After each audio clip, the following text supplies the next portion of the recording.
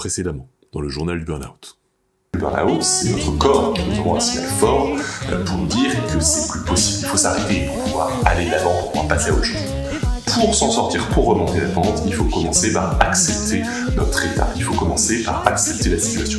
Mine de rien, il y a en fait énormément de choses à accepter pour commencer à remonter la pente.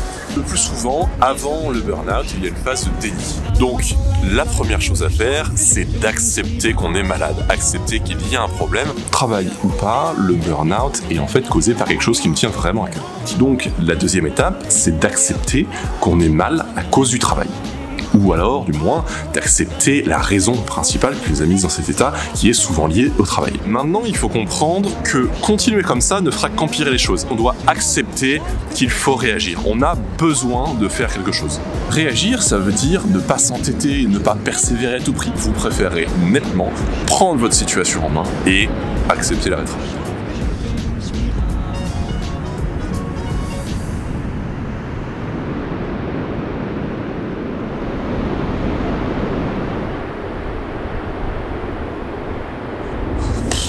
Ça décoiffe cette histoire. Bref, ça fait déjà un long chemin qui a amené à une chose, un objectif, l'arrêt de travail. C'est bien, mais c'est pas le bout du chemin. Il reste encore beaucoup de choses à accomplir, beaucoup de choses à accepter. Et la première, en fait, c'est accepter l'arrêt de travail. Vous allez me dire, mais encore, on vient de l'accepter. Sauf que, en fait, il y a plusieurs choses. C'est-à-dire qu'accepter de s'arrêter, c'est bien, mais l'étape suivante, c'est accepter qu'on est arrêté. Et ça, c'est pas si immédiat. Déjà parce que le début de l'arrêt est très difficile. En fait, on cesse d'être totalement la tête dans le guidon, on commence à s'écouter, et ce qu'on entend est pas hyper agréable. On prend conscience de la souffrance dans laquelle on était, mais qu'on refoulait, qu'on refusait. On commence à prendre conscience d'un certain nombre de symptômes qu'on voulait pas voir. Et en fait, on a l'impression de se prendre dans la figure d'un coup tout un tas de choses qu'on refusait de voir, d'admettre. Donc, c'est relativement difficile à vivre. Mais sachez une chose, c'est que d'une part, c'est temporaire. C'est pas quelque chose qui dure, c'est un passage obligé avant d'aller mieux. Et ensuite, sachez que ça ne remet pas en cause votre compétence, votre valeur, votre capacité à travailler plus tard, quand vous irez mieux. L'arrêt de travail veut dire une chose, que vous êtes malade, que vous avez besoin de vous soigner. Point. L'arrêt de travail, c'est également difficile pour les personnes en burn-out, qui sont des personnes très engagées dans leur travail, engagées dans tout ce qu'elles font, et hyper actives, on va dire, au sens large. Les personnes en burn-out, en général, n'ont pas une compétence essentielle, qui est la capacité à ne rien faire. Et c'est problématique. Moi, ça fait 1 an maintenant, et je ne sais toujours pas ne rien faire. C'est-à-dire que j'ai toujours une vidéo, un article, un projet, une mission, un truc à faire. Et c'est embêtant parce que pendant la période d'arrêt, il faut justement ne rien faire. Il faut lever le pied, il faut se reposer, il faut s'écouter. On n'est pas là pour faire ménage, lessive, les travaux qu'on a toujours rêvé de faire, etc. On est là avant tout pour se reposer. Et je finis sur ce point avec un cours de sémantique un peu avancé, je m'excuse par avance. Un arrêt de travail, c'est un arrêt de travail. Voilà. Et c'est pas évident à comprendre, je le sais très bien, mais c'est un arrêt de travail. Là, comme ça, on dirait que je me moque, mais en fait, absolument pas. C'est que je sais très bien, pour en faire partie, que pour les personnes qui font un burn-out, prendre cette distance, autant physique qu'émotionnelle, avec le travail est quelque chose de très difficile à faire, mais il faut accepter de couper les ponts avec le travail pour l'instant, puisqu'il y a de grandes chances pour que le travail, aujourd'hui, soit quelque chose qui vous tire vers le bas. C'est pas que vous n'avez pas envie, c'est pas que vous ne savez pas, mais voilà, pour un certain nombre de raisons, le travail contribue à votre état actuel, donc il faut prendre vos distances. On ne va pas au bureau, on ne répond pas aux coups de fil pro, on ne consulte pas sa boîte mail pro, il faut vraiment accepter que c'est un arrêt de travail et que pour l'instant, on a besoin de repos, pas du travail. Ensuite, il faut accepter que ça va prendre du temps. On ne se remet pas d'un burn-out en quelques jours. C'est au minimum plusieurs mois et souvent plus d'1 an. Il faut le savoir et on ne peut pas le prévoir. Ça va être variable, ça va dépendre de plein de facteurs, mais on ne peut pas prédire le temps que ça va mettre. Alors, je vais pas m'attarder là maintenant dessus. Si vous voulez en savoir plus, j'ai fait une vidéo, je vous mets le lien au-dessus. Alors je sais, c'est tentant de se dire qu'on va être rapidement de nouveau en selle. Tout le monde dit que c'est long, mais moi, ça va aller. Ne partez surtout pas avec cette idée, peut-être que que pour vous, ça ira plus vite que ce que je vous dis. Et dans ce cas-là, vous le prendrez comme une bonne nouvelle, une bonne surprise, et tant mieux. Mais vous ne pouvez pas partir de ce principe que ça prendra moins de temps. Surtout pas. C'est vraiment pas vous rendre service. Vous vous faites du mal en vous entêtant, en essayant d'accélérer les choses. C'est pas un jeu, c'est pas un concours, il n'y a rien à gagner, il n'y a pas de métriques, de KPI ou de je sais pas quoi.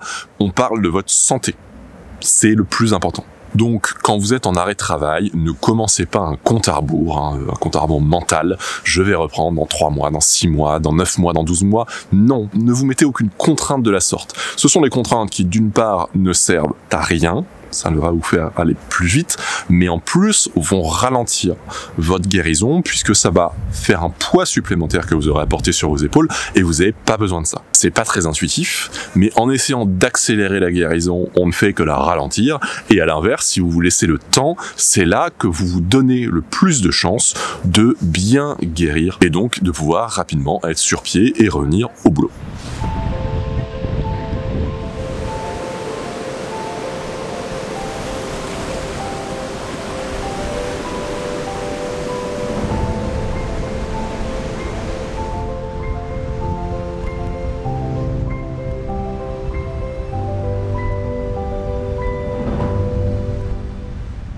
Ensuite, très important, acceptez de ne pas vous blâmer. Ne culpabilisez pas. C'est pas que vous avez raté quelque chose, c'est pas que vous êtes faible, c'est juste que vous êtes faillible. Acceptez que vous n'êtes pas invincible parce que de toute façon, personne ne l'est en fait. Ça peut être assez douloureux de le découvrir, mais c'est comme ça. Il faut l'accepter. Vous allez petit à petit comprendre comment vous en êtes arrivé là, pourquoi. Mais en attendant, ne vous auto-flagellez pas. Ne vous dites pas, oh là là, si j'avais fait ça, si j'avais réagi plus tôt. Vous ne pouviez pas forcément savoir. Il y a un tas de raisons qui vous ont empêché d'agir. Vous n'y pouvez rien. Vous êtes loin d'être la seule personne à être tombée dans ce piège-là.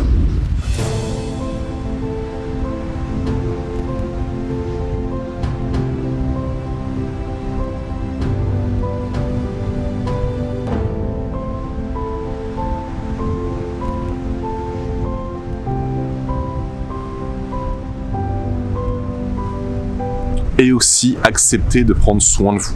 Alors pourquoi est-ce qu'il y a besoin d'accepter ça? Ça devrait couler de source. Eh ben, il se trouve que les personnes qui font un burn-out sont en général très mauvaises pour prendre soin d'elles. Soit parce qu'elles trouvent que c'est pas très nécessaire, ou parce que c'est un luxe, ou alors c'est un signe de faiblesse, ou tout simplement parce qu'elles ont l'impression que c'est de l'égoïsme de penser à elles, alors qu'elles ont tellement de choses à faire pour aider les autres au service des autres. Sauf que prendre soin de soi, en fait, c'est la première étape indispensable pour prendre soin des autres. Pensez aux consignes de sécurité dans un avion. On vous dit, en cas de dépressurisation de la cabine, vous mettez d'abord le masque sur votre bouche, et ensuite, vous aidez l'enfant qui est à côté de vous. Pour une raison simple, c'est que si vous vous évanouissez, vous serez bien embêté pour aider l'enfant à côté de vous. Donc, pour prendre soin de soi, c'est exactement la même chose. Et c'est un sujet à part entière, donc je vais pas trop m'étendre dessus. Et je vais juste donner 2 exemples de conseils. Prendre soin de soi, c'est quand on ne se sent pas de faire quelque chose, ne pas se forcer à le faire.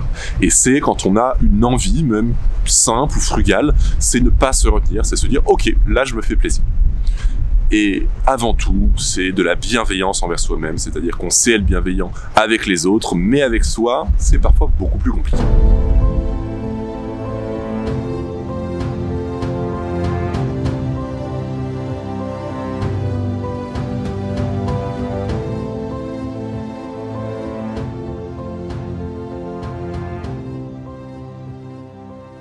Chacun des points à s'approprier prend du temps, parce qu'il faut prendre le temps de le comprendre, de se l'approprier, de le mettre en pratique.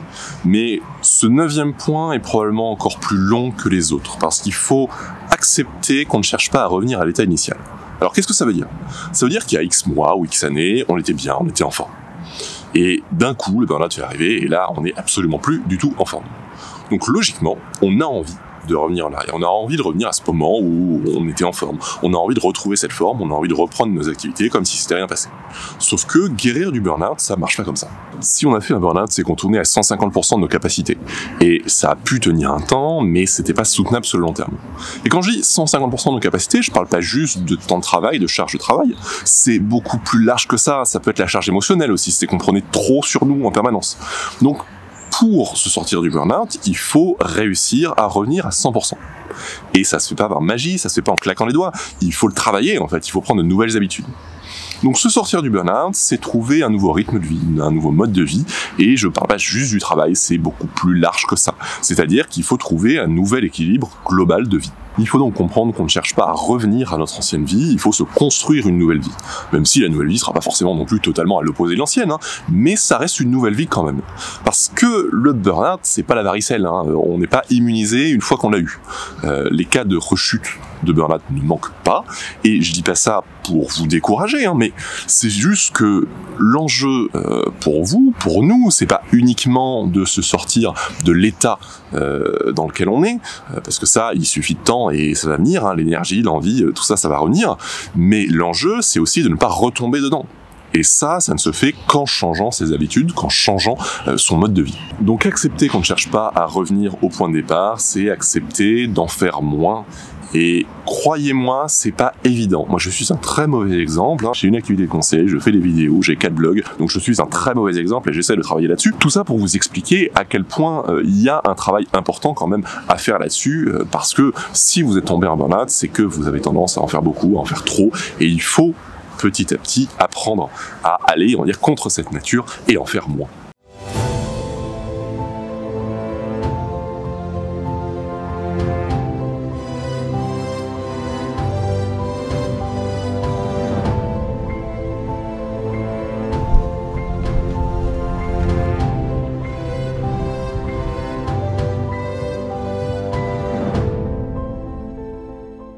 Dixième et dernier point, il faut accepter de se faire aider, et ça aussi c'est difficile parce que les personnes en burn-out, elles sont habituées à être fortes pour les autres, elles sont habituées à aider les autres, elles sont pas habituées à demander de l'aide. Et l'aide, elle peut prendre plusieurs formes. La première aide, elle vient des proches. Les proches, ils peuvent encourager, ils peuvent soutenir, ils peuvent soulager. Mais pour ça, il faut accepter de s'ouvrir, il faut accepter d'en parler. Et c'est pas du tout évident, parce qu'on a peur de déranger, on a peur d'être incompris, on a peur d'être jugé, on a peur d'être ridicule, mais ça ne doit pas être un frein, parce que déjà, verbaliser, mettre des mots sur ce qu'on ressent, sur ce qu'on vit, ça aide énormément, mais en plus de ça, ça aide aussi beaucoup vos proches. Ça les aide à comprendre, ça les aide à suivre, ça les aide à se représenter ce que vous vivez, parce que il faut pas perdre de vue que les proches aussi sont perdus face au burn-out. Mais ça, il faut le faire dans la durée. Ne vous dites pas, c'est bon, j'en ai parlé, c'est fini, mission accomplie. Non. Il faut en parler régulièrement, déjà parce que c'est un processus long, donc pour vous aider au fil des étapes, c'est bien d'en parler régulièrement, mais aussi parce que vous allez remonter la pente petit à petit, et vos proches vont pouvoir être tentés, quand vous irez mieux, de se dire « Ok, c'est bon, c'est fini, c'est derrière vous, on passe à autre chose ». Alors que c'est un peu plus complexe que ça, c'est-à-dire que dans le burn-out, il y a des hauts, il y a des bas, il y a des symptômes qui vont subsister pendant longtemps, et il faut aider vos proches à comprendre ça, à suivre un peu ce que vous vivez pour qu'ils puissent vous aider en retour. Il faut aussi se faire aider par des spécialistes, notamment des professionnels de santé, médecins généralistes, psychologues, psychiatres, etc. Mais ça peut aussi être sophrologue, acupuncteur, coach, prof de yoga. La liste est longue et c'est pas forcément le moment pour la détailler, mais sachez qu'on n'est pas tous réceptifs aux mêmes choses. Quelque chose qui marchera très bien pour vous ne marchera pas pour quelqu'un d'autre et vice versa. Donc sachez trouver le remède, sachez trouver ce qui marche pour vous et sachez surmonter vos freins, vos blocages. Il faut accepter de se faire aider, il faut accepter de se faire soigner, il faut accepter d'essayer des choses. Vous pensez peut-être que telle ou telle solution est une vaste blague, une fumisterie, ou vous voyez pas comment ça peut marcher. Ça veut pas dire qu'il faut pas essayer. Voilà. Essayez, vous verrez bien. Là, vous pourrez dire, ok, ça marche pas. Trouvez les remèdes qui marchent pour vous. En un mot, c'est simple. Faites-vous aider, faites-vous accompagner par les gens qui vous font du bien.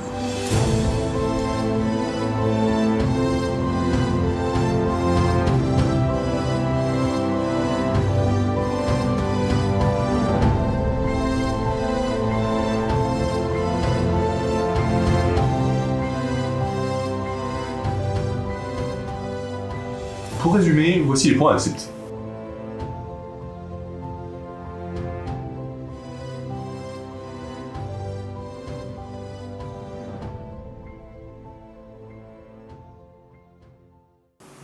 Ces acceptations successives, c'est ce qu'on appelle le lâcher-prise. Accepter, c'est pas juste dire « ok, c'est noté ». Non, accepter, vraiment accepter, ça demande du temps, ça demande un travail sur soi. Et vouloir sauter les étapes, vouloir guérir sans prendre le temps de l'acceptation, c'est mettre la charrue avant les bœufs et c'est clairement pas le meilleur moyen de s'en sortir. Sur ces 10 points, vous en avez sûrement accepté un certain nombre et vous pouvez en être fier. C'est autant d'étapes franchies, autant de pas réalisés en direction de vos guérisons. Mais pour autant, même quand vous aurez accepté ces 10 points, tout le boulot n'est pas fait, vous n'êtes pas encore guéri. Mais vous pouvez quand même vous dire que le plus dur est déjà fait et vous pouvez être sûr d'une chose, c'est que vous êtes dans la bonne direction. Voilà pour aujourd'hui, merci pour votre attention et si vous voulez contribuer, dites-moi en commentaire si vous avez des idées, des astuces, des incontournables pour se sortir du burn-out, ça m'intéresse et ça pourra m'aider pour la suite. Et la suite, c'est d'ailleurs d'autres vidéos sur le burn-out, sur comment se sortir du burn-out, parce que c'est évidemment un très très vaste sujet. Donc, vous connaissez la musique, si vous voulez voir ces prochaines vidéos, abonnez-vous à la chaîne, utilisez la petite cloche pour recevoir une notification dès que je publie une vidéo. Pour finir, j'ai envie de vous dire que guérir du burn-out, c'est accepter le vide, accepter le futile, accepter l'accessoire, accepter le temps perdu. Parce qu'on a construit nos vies sur une logique uniquement productiviste où chaque instant doit être rempli, chaque heure doit être efficace.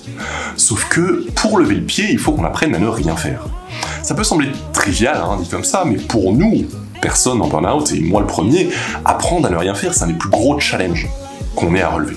Donc prendre soin de soi, c'est prendre le temps de vivre, prendre le temps de profiter, prendre le temps de prendre le temps. Et je sais pas ce que vous dites de ce programme, mais moi en fait, ça va plutôt bien quand on y pense. Donc bon courage à nous pour la suite, et je vous dis à très vite. Salut. You up and boom, boom, boom, boom.